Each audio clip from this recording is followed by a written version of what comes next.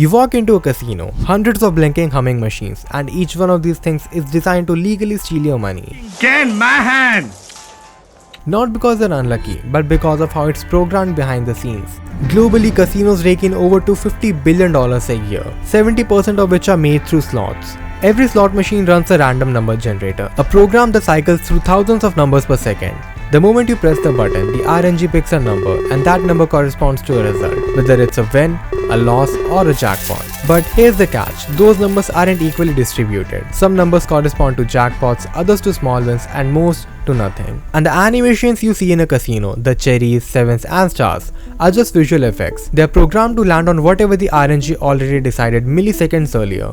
Now, every slot machine, physical or digital, is programmed with an RTP or return to play percentage. If a machine has an RTP of 90%, it's programmed to pay back $90 for every $100 put into the machine. It doesn't mean you will get $90 back if you spend $100, because that $90 can be paid out however the casino wants. They could give lots of small wins to many players or give one huge jackpot to a single person while everyone else loses. Now here's where it gets technical. Every real slot machine is built from a document called a par sheet. It tells the casino and manufacturer how often each price should appear, what every symbol combination is worth, how often you get any win. And in real casinos, this document is confidential because it mathematically forecasts how much that machine will make over time.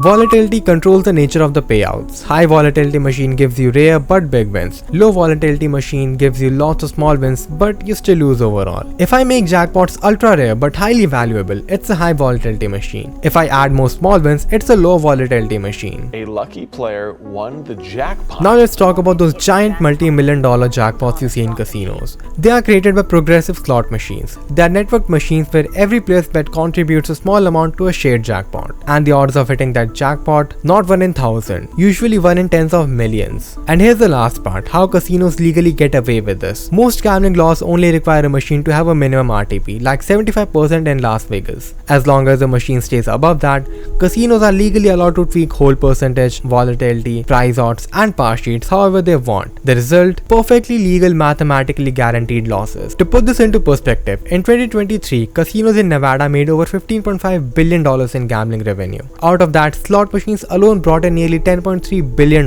That's more than all the poker, sports betting, blackjack, and roulette games combined. Globally, slot machines pull in over $300 billion a year. This isn't guesswork, this is pre-planned engineered probability.